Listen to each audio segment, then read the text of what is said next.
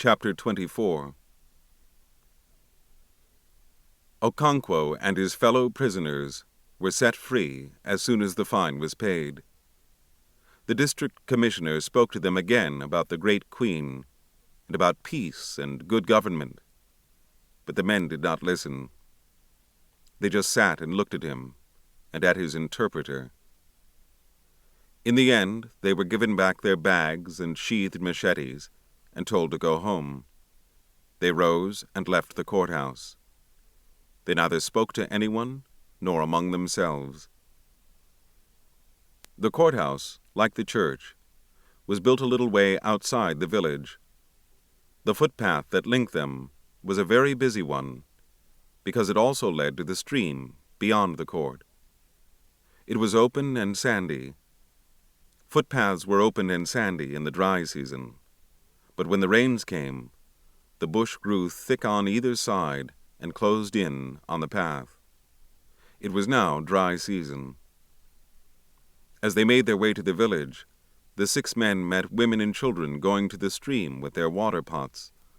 But the men wore such heavy and fearsome looks that the women and children did not say no or welcome to them, but edged out of the way to let them pass. In the village, little groups of men joined them until they became a sizable company. They walked silently. As each of the 6 men got to his compound, he turned in, taking some of the crowd with him. The village was astir in a silent, suppressed way.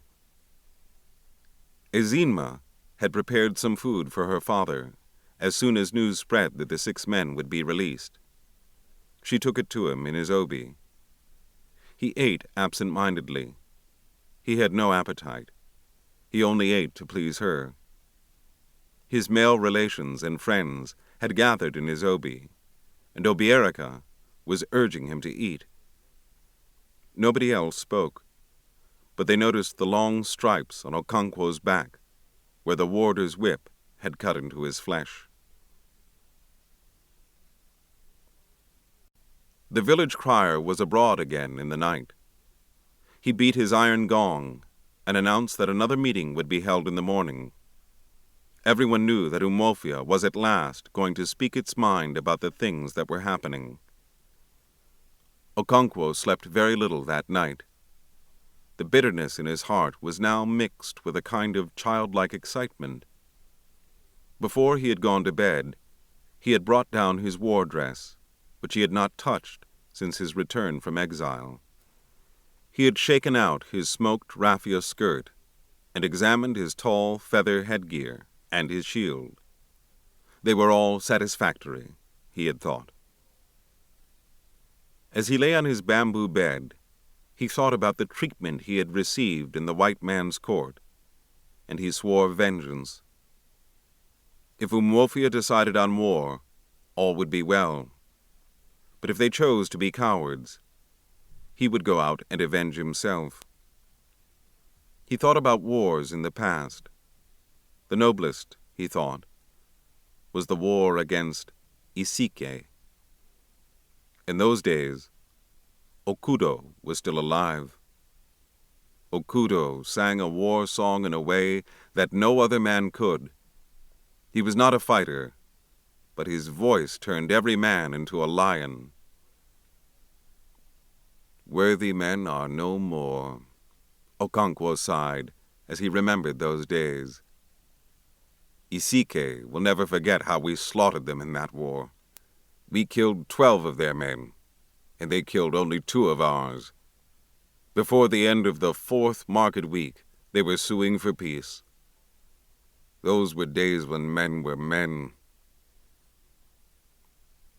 As he thought of these things, he heard the sound of the iron gong in the distance. He listened carefully, and could just hear the crier's voice, but it was very faint. He turned on his bed, and his back hurt him. He ground his teeth. The crier was drawing nearer and nearer, until he passed by Okonkwo's compound. The greatest obstacle in Umuofia, Okonkwo thought bitterly, is that coward, Egonwane.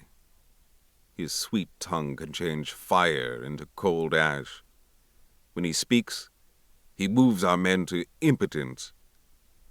If they had ignored his womanish wisdom 5 years ago, we would not have come to this. He ground his teeth. Tomorrow he will tell them that our fathers never fought a war of blame. If they listen to him, I shall leave them and plan my own revenge. The crier's voice had once more become faint, and the distance had taken the harsh edge off his iron gong. Okonkwo turned from one side to the other, and derived a kind of pleasure from the pain his back gave him. Let Eganwane talk about a war of blame tomorrow, and I shall show him my back and head. He ground his teeth.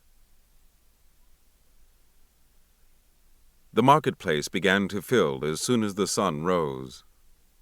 Obierika was waiting in his obi when Okonkwo came along and called him. He hung his goatskin bag and his sheathed machete on his shoulder and went out to join him. Obierika's hut was close to the road, and he saw every man who passed to the marketplace. He had exchanged greetings with many who had already passed that morning. When Okonkwo and Obierika got to the meeting place, there were already so many people that if one threw up a grain of sand, it would not find its way to the earth again. And many more people were coming from every quarter of the 9 villages. It warmed Okonkwo's heart to see such strength of numbers. But he was looking for one man in particular, the man whose tongue he dreaded and despised so much. "Can you see him?" he asked Obierika. "Who?" "Eganwane," he said, his eyes roving from one corner of the huge marketplace to the other. Most of the men sat on wooden stools they had brought with them. "No," said Obierika, casting his eyes over the crowd. "Yes, there he is, under the silk cotton tree. Are you afraid he would convince us not to fight?" "Afraid? I do not care what he does to you. I despise him and those who listen to him. I shall fight alone if I choose." They spoke at the top of their voices because everybody was talking, and it was like the sound of a great market. "I shall wait till he has spoken," Okonkwo thought. "Then I shall speak." "But how do you know he will speak against war?" Obierika asked after a while. "Because I know he is a coward," said Okonkwo. Obierika did not hear the rest of what he said, because at that moment somebody touched his shoulder from behind, and he turned round to shake hands and exchange greetings with 5 or 6 friends. Okonkwo did not turn round, even though he knew the voices. He was in no mood to exchange greetings, but one of the men touched him and asked about the people of his compound. "They are well," he replied without interest.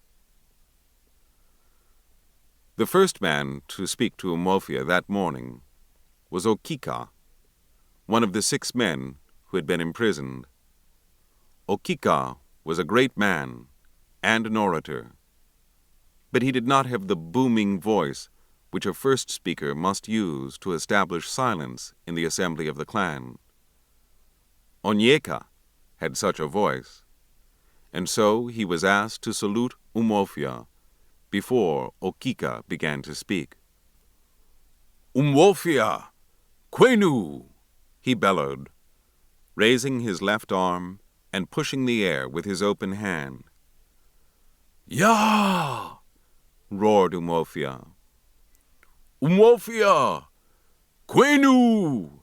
he bellowed again and again and again, facing a new direction each time, and the crowd answered, "Ya!" There was immediate silence, as though cold water had been poured on a roaring flame. Okika sprang to his feet, and also saluted his clansmen 4 times, Then he began to speak. "You all know why we are here, when we ought to be building our barns or mending our huts, when we should be putting our compounds in order. My father used to say to me, 'Whenever you see a toad jumping in broad daylight, then know that something is after its life.'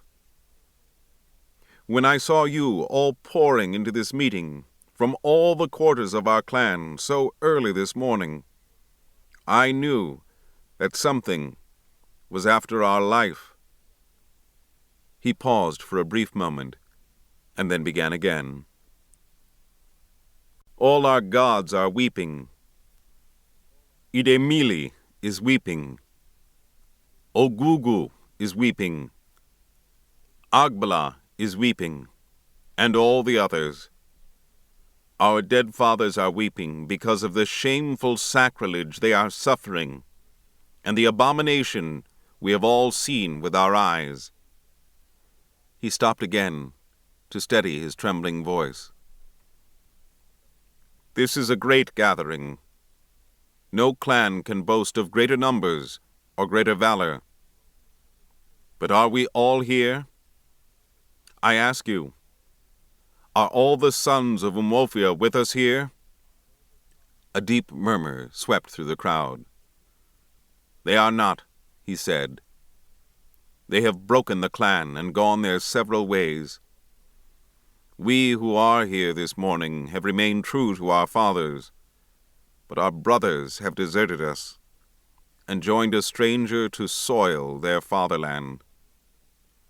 If we fight the stranger, we shall hit our brothers and perhaps shed the blood of a clansman. But we must do it. Our fathers never dreamed of such a thing. They never killed their brothers. But a white man never came to them. So we must do what our fathers would never have done." Eneke, the bird, was asked why he was always on the wing, and he replied, "Men have learned to shoot without missing their mark, and I have learned to fly without perching on a twig. We must root out this evil. And if our brothers take the side of evil, we must root them out too. And we must do it now. We must bail this water now that it is only ankle deep." At this point, there was a sudden stir in the crowd, and every eye was turned in one direction. There was a sharp bend in the road that led from the marketplace to the white man's court, and to the stream beyond it. And so no one had seen the approach of the 5 court messengers until they had come round the bend, a few paces from the edge of the crowd. Okonkwo was sitting at the edge. He sprang to his feet as soon as he saw who it was. He confronted the head messenger, trembling with hate, unable to utter a word. The man was fearless and stood his ground, his 4 men lined up behind him. In that brief moment, the world seemed to stand still, waiting. There was utter silence. The men of Umofia were merged into the mute backcloth of trees and giant creepers, waiting. The spell was broken by the head messenger. "Let me pass," he ordered. "What do you want here?" "The white man, whose power you know too well, has ordered this meeting to stop." In a flash, Okonkwo drew his machete. The messenger crouched to avoid the blow. It was useless. Okonkwo's machete descended twice, and the man's head lay beside his uniformed body. The waiting backcloth jumped into tumultuous life, and the meeting was stopped. Okonkwo stood looking at the dead man. He knew that Umofia would not go to war. He knew because they had let the other messengers escape. They had broken into tumult, instead of action. He discerned fright in that tumult. He heard voices asking, "Why did he do it?" He wiped his machete on the sand and went away.